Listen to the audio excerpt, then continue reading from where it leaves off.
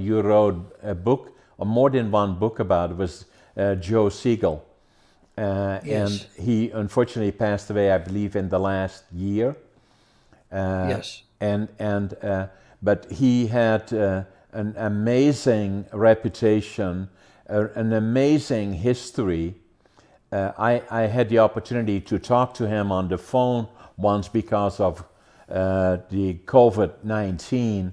We couldn't meet in person, but he had an amazing story of his experience, and he was in Holland actually and liberated as part of Holland when he was only 17 or 18 years old.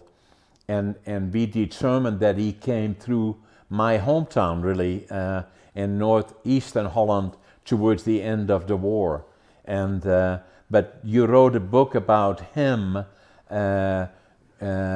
having lunch with Joe, and that talked about different people.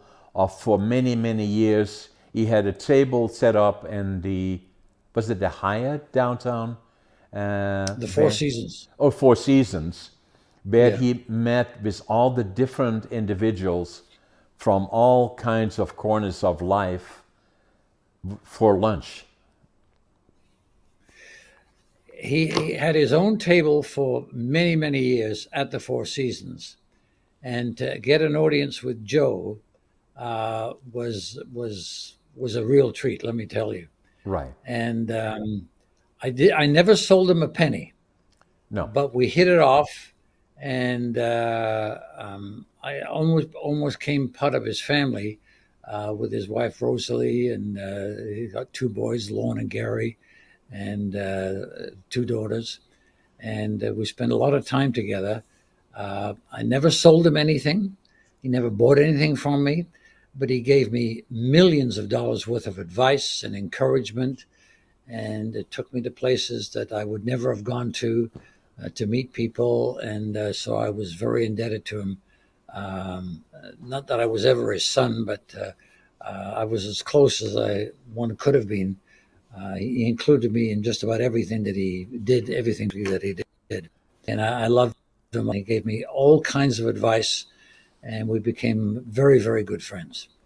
And he was an entrepreneur extraordinaire, right? Oh yeah, absolutely, Started absolutely. with nothing. Started Ve- with nothing. yeah, and built to, especially in real estate. As a matter of fact, he got started, believe it or not, in your country. He served in the Canadian forces Yeah, in Holland, yes, he did. and he stayed a little while after the war, and he ended up buying a lot of army surplus that he had shipped from Holland to Vancouver. And when it got to Vancouver, they said, "Okay, you've bought all this stuff. What are you going to do with it?" He said, "Well, I don't know." yeah. And so he rented a truck, and he started in Ladner, and he went to farms. It was paint. He bought paint, by the way.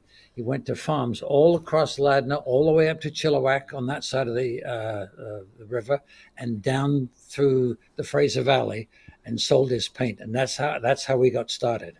He was only a young man then. He was barely 20 Yeah, then, yeah. so, and already so entrepreneurial, and amazing, that what an individual and what an opportunity, right?